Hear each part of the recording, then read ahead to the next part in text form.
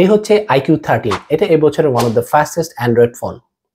গত বছরের iQOO 12 খুবই পপুলার একটা ফোন ছিল, কারণ এর পারফরমেন্স ছিল খুবই ভালো এবং এর প্রাইস ছিল খুবই কম্পিটিটিভ।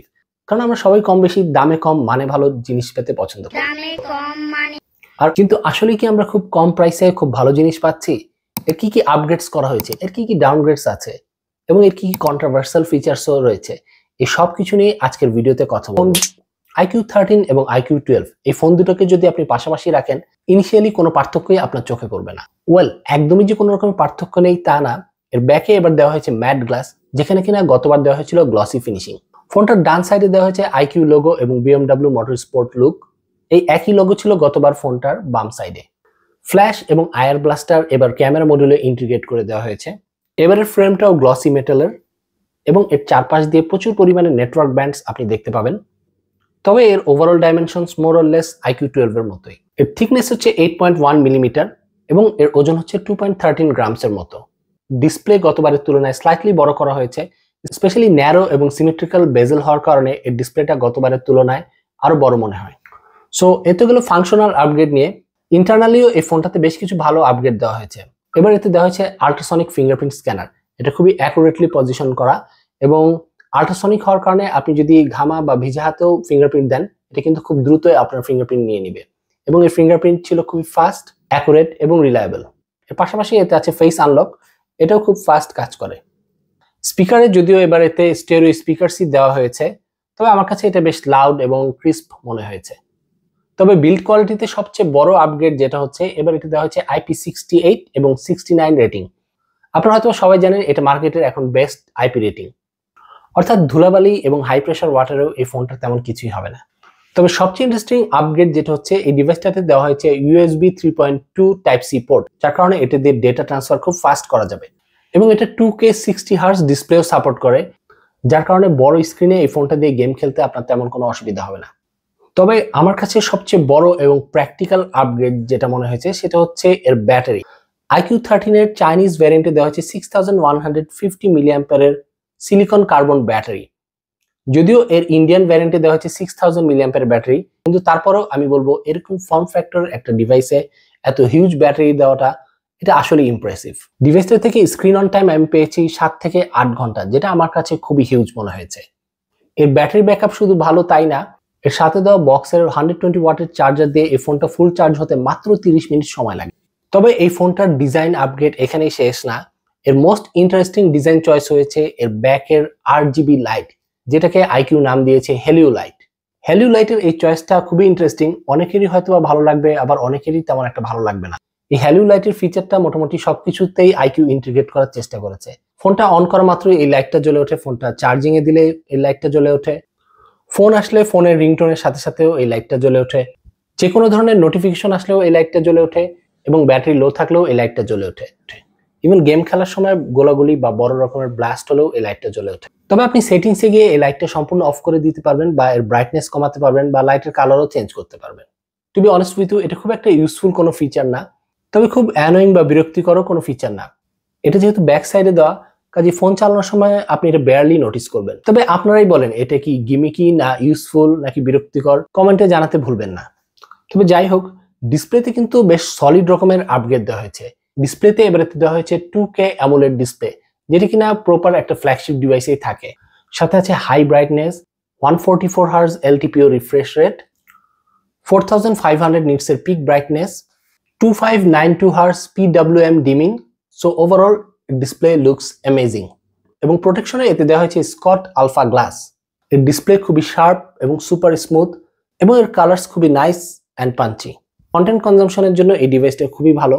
নেটফ্লিক্স, ইউটিউবে ভিডিও দেখে আপনারা খুবই এনজয় করতে পারবেন এবং এর আউটডোর ভিজিবিলিটিও বেশ ভালো এবং এটা সম্পূর্ণই ফ্ল্যাট একটা display. No single curve, dual curve or quad curve, কোনো রকমের কার্ভ এতে নেই। তো যাই হোক, যেহেতু এটা একটা iQOO ফোন, সবারই এই ডিভাইসটার পারফরমেন্স, স্পেশালি গেমিং পারফরমেন্স নিয়ে এক্সপেকটেশন অনেক বেশি এবং সত্যি কথা বলতে এই দিক দিয়ে এই ডিভাইসটা একদমই হতাশ করেনি। প্রসেসরে এতে দেওয়া হয়েছে স্ন্যাপড্রাগন 8 এলিট, যেটি কিনা এই বছরের শেষে রিলিজ হয়েছে এবং আগামী বছরের মোটামুটি সব ফ্ল্যাগশিপ ডিভাইসে এই প্রসেসরটা দেওয়া হবে। এটা 3 ন্যানোমিটারের একটা chip, up to 512 GB of UFS 4.1 storage and up to 16 GB LPDDR5X RAM। এবং এই হাই কনফিগারেশনের প্রতিফলন কিন্তু আমরা বেঞ্চমার্ক স্কোরিং এ দেখতে পাই। এর অ্যান্টুইটি স্কোর 3 মিলিয়ন না আসলেও 27 to 28 মিলিয়ন এসছে। গিগবেঞ্চ স্কোরও ছিল খুবই ভালো এবং এর স্কোর অ্যাপেলের স্কোরকেও বিট করে দিয়েছে। 3D মার্ক স্কোরও ছিল ভালো, তবে স্টেবিলিটি কিছুটা কম ছিল এবং থ্রটলিং টেস্টেও এর পারফরমেন্স ছিল খুবই ভালো। হ্যাঁ, ডিভাইসটা গরম হয় কিন্তু ওরকম ক্রেজি রকমের গরম হয় না। এর ফ্রেমটা বেশ ভালোই গরম হয়, তবে এরকম কোনো গরম না যেটা কিনা আমরা আগের ফ্ল্যাগশিপ ডিভাইসগুলোতে দেখিনি। তবে সবচেয়ে ইম্পর্টেন্ট বিষয় যেটা হলো, এই ফোনটা কিন্তু আননেসেসারি কোনো কারণে হিট হয় না। অর্থাৎ আপনি যদি আউটডোরে বের হন বা ক্যামেরা অন করলে বা অনেকক্ষণ গরম কোনো এনভায়রনমেন্টে থাকেন, অন্যান্য ফ্ল্যাগশিপ ডিভাইস আমরা যেরকম খেয়াল করেছি সহজেই গরম হয়ে যায়, এই ডিভাইসটা কিন্তু অতটা গরম হয় না। ইভেন গেম খেলার সময় এই ডিভাইসটা 40 থেকে 42 এর মধ্যেই থাকে, এর চেয়ে বেশি কিন্তু গরম হয় না। এই ফোনটা দিয়ে ম্যাক্সিমাম হাইস্ট সেটিং এ আমরা গেম খেলেছিলাম এবং এর পারফরমেন্স বেশ ভালোই ছিল। এই ফোনটা দিয়ে আমি পাবজি খেলেছি, আমার সেটিং ছিল 120 FPS এবং এটা এই গেমটা বেশ ভালোই স্মুথ রান করতে পারে। ইভেন গেনশনও হাইস্ট গ্রাফিক্সে খেলার পরেও ফোনটা কিন্তু ক্রেজি রকমের হিট আপ হয়নি। এটা আমার কাছে খুবই ইমপ্রেসিভ মনে হয়েছে এবং গেম প্লে ছিল খুবই fast, smooth, in fact buttery smooth এবং এই গেমগুলো কোনো রকমের কোনো ল্যাগ করেনি। সো যেহেতু এটা একটা গেমিং ফোন, গেমিং এর দিকে ফোকাস করে তৈরি করা, কাজে এটা দিয়ে গেমিং পারফরমেন্স ভালো হবে এটাই স্বাভাবিক। কিন্তু এর ক্যামেরা কেমন? অনেকেই কিন্তু বলে এই ফোনগুলোর ক্যামেরা বা ছবির কোয়ালিটি খুব একটা ভালো হয় না, কিন্তু আমার কাছে কিন্তু ওরকম মনে হয়নি। রিয়ারে দেওয়া হয়েছে 50 মেগাপিক্সেলের ট্রিপল ক্যামেরা সেটআপ। এর আলট্রাওয়াইড ক্যামেরা গতবারের iQOO 12 এর আলট্রাওয়াইড ক্যামেরার মতোই, তবে এর প্রাইমারি ক্যামেরায় দেওয়া হয়েছে সনি IMX921 লেন্স এবং লাস্টলি দেওয়া হয়েছে 50 মেগাপিক্সেলের IMX821 এর টেলিফোটো লেন্স। শুনে ইমপ্রেসিভ মনে হলেও এটাতে ম্যাক্সিমাম 2x থেকে 30x জুম করা যায় এবং কোনো রকমের OIS দেওয়া হয়নি। তবে এর সব ক্যামেরা দিয়ে আপনি 4K 30 FPS এ ভিডিও শুট করতে পারবেন। ইভেন 32 মেগাপিক্সেলের ফ্রন্ট ক্যামেরা দিয়েও 4K তে ভিডিও শুট করা যায়। ডিভাইসটার মেইন ক্যামেরা দিয়ে ছবি বেশ ভালোই আসে, প্রপার লাইট এক্সপোজার এবং ডিটেলসও ছিল খুবই ভালো।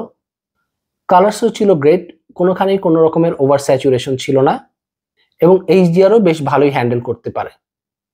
লো লাইটেও এটি দিয়ে ছবি বেশ ভালোই আসে, তবে কিছু কিছু ক্ষেত্রে অকেশনালি ডিটেলস মিস করে যায়।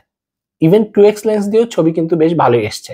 4x ছবি তোলার একটা অপশন আছে যেটা কিনা মূলত টেলিফোটো লেন্স থেকে ছবিটাকে ক্রপ করে প্রসেস করে। এটা অবশ্য খুব একটা ইমপ্রেসিভ না, কিন্তু it gets the job done. Portrait মোডেও আপনি মাল্টিপল ফোকাল লেন্থ চুজ করতে পারবেন এবং এইচ ডিটেকশনও ছিল বেশ ভালো। এটা একদম স্পটলেস না, কিন্তু কাজ চালিয়ে নেওয়ার মতো। সেলফি ক্যামেরা দিয়েও ছবি বেশ ভালোই আসে, ছবিগুলো বেশ ন্যাচারাল এসছে, কালার্স ওভার স্যাচুরেটেড ছিল না এবং ছবিগুলো বেশ ভালোই শার্প ছিল। Ultrawide camera okay, nothing extraordinary, এটাও কাজ চালিয়ে নেওয়ার মতোই। ভিডিও কোয়ালিটির স্টেবিলিটি ওকেই ছিল, মাঝে মাঝে একটু একটু জিটার নোটিস করা যায়। এই প্রাইস রেঞ্জের একটা ফোন থেকে ভিডিও কোয়ালিটি আমি আর একটু বেটার আশা করেছিলাম। সো ওভারঅল ক্যামেরা কোয়ালিটি আমার কাছে অ্যাবভ অ্যাভারেজ মনে হয়েছে, খুব বেশি ভালো না আবার খুব একটা খারাপও না। কথা বলা যাক ওএস নিয়ে। এতে দেওয়া হয়েছে origin OS which is based on Android 15। আমার এটা যেহেতু চাইনিজ ভ্যারিয়েন্ট, তাই এটাতে অরিজিন ওএস ছিল এবং এর সবকিছু ছিল চাইনিজ ল্যাঙ্গুয়েজে। এই অরিজিন ওএস এর কথা আমি আগেও বলেছি, আমার কাছে এটা খুবই অ্যানোয়িং মনে হয়েছে।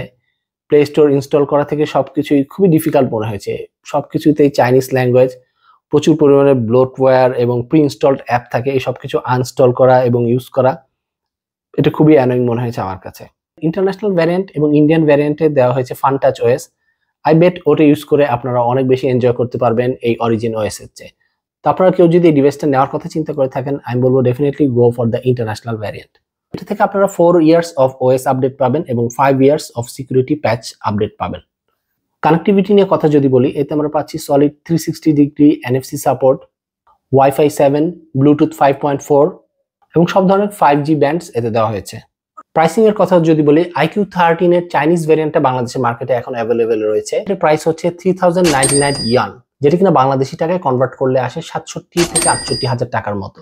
কিন্তু বাংলাদেশের মার্কেটে এই চাইনিজ ভ্যারিয়েন্টটা সেল হচ্ছে অ্যারাউন্ড 78 থেকে 80,000 টাকার মতো। আর এর ইন্ডিয়ান ভ্যারিয়েন্টের প্রাইস হচ্ছে 56,000 রুপিস, যেটা কিনা বাংলাদেশি টাকায় কনভার্ট করলে প্রায় 80,000-এর কাছাকাছি আসে। তবে এটা কিন্তু এ পর্যন্ত রিলিজ হওয়া most affordable Snapdragon 8 elite phone এবং iQOO 12 এর সাথে কম্পেয়ার করলে এই ডিভাইসটাতে কিন্তু বেশ সলিড রকমের একটা আপগ্রেড দেওয়া হয়েছে। Except for no wireless charging, slightly downgraded telephoto lens এবং এর পুরো ব্লোটওয়্যারের এই সিচুয়েশনটা আমার মনে হয় iQOO এর সত্যি ফিক্স করা উচিত, কেননা এরকম একটা ফ্ল্যাগশিপ লেভেলের ফোনে এত রকমের ব্লোটওয়্যার থাকাটা আসলেই বিরক্তিকর। সো ওভারঅল এটা একটা ফ্ল্যাগশিপ ফোন উইথ মিনিমাম কম্প্রোমাইজেস, এবং এর হেলিও লাইটটা বাদ দিলে ডিজাইনেও কিন্তু বেশ ভালো রকমের আপগ্রেড করা হয়েছে। এর ডিসপ্লে একদমই ফ্ল্যাগশিপ গ্রেডের, ক্যামেরাও যথেষ্ট পরিমাণে অপটিমাইজড, এবং সবচেয়ে বেস্ট পার্ট যেটা হচ্ছে এর পারফরমেন্সের সাথে এর প্রাইসিং কম্পেয়ার করলে ইটস এ সলিড ডিল। এবং শুধু এই বছরই না, আমার মনে হয় নেক্সট ইয়ারও iQOO 13 most affordable Snapdragon 888 phone হতে যাচ্ছে। সো iQOO 13 নিয়ে এই ছিল আমার ভিডিওটা ভালো লাগলে অবশ্যই লাইক এবং শেয়ার করবেন। চ্যানেলটিতে নতুন হয়ে থাকলে প্লিজ ডু সাবস্ক্রাইব। ইউটিউবের পাশাপাশি আমাদের ফেসবুক পেজেও লাইক এবং ফলো দিতে ভুলবেন না। সো আজকের মতো বিদায় নিচ্ছি, দেখা হচ্ছে নেক্সট কোনো ভিডিওতে। সবাই ভালো থাকবেন, সুস্থ থাকবেন।